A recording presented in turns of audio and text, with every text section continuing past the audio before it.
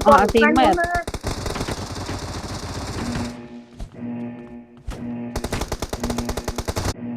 Team match. Let's go.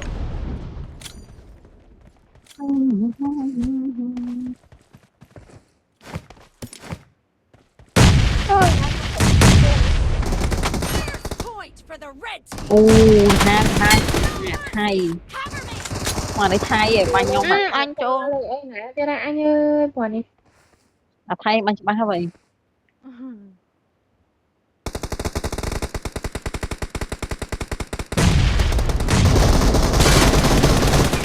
cho em ai pi cả nón nè hỏi với một mũi trôi mà ra xôi mấy à luôn con chú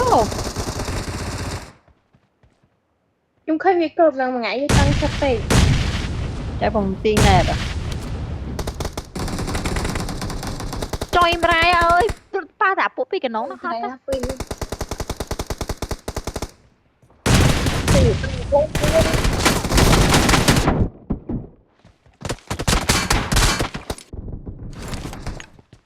bao nhiêu ngọt đằng ở bên ngọt sao khỏi bay mình tiết anh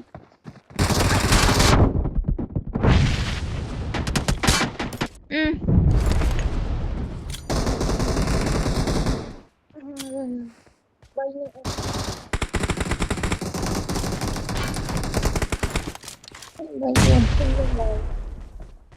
cái này bằng phương thế kia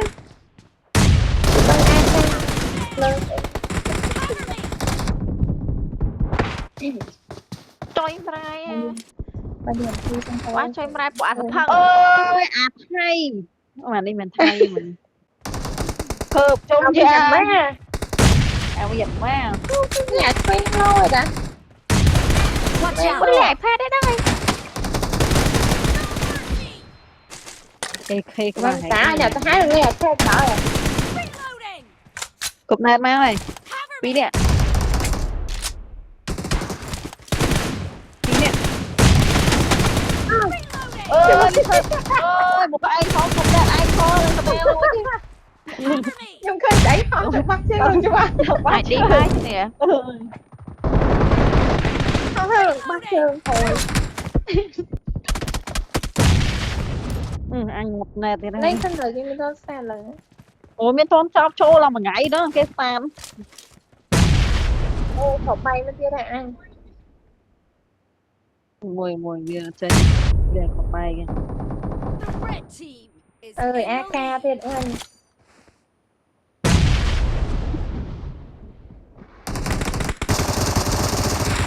cho cái trút luôn đây plus hàng sơn thứ đấy nó không Watch out. ê chết luôn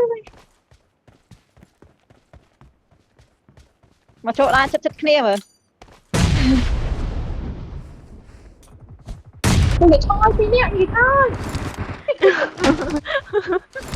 anh thật nơi anh chửi tôi anh lôi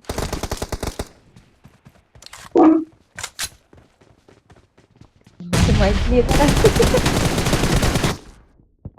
đây lâu được ông hoàng gặp thương tôi nó sơ mà của anh quả vậy Cover me. quả gặp thương mình bị bắn cái này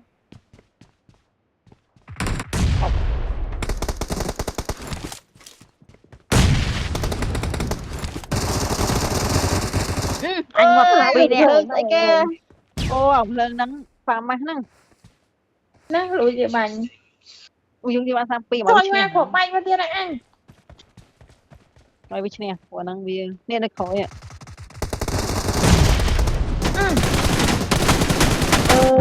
cái này gọt khó mà rồi từ mà thay miền Thái mùi nước là muối khẩu bay mấy người thay kia đâu thì tới đây thuê nhỉ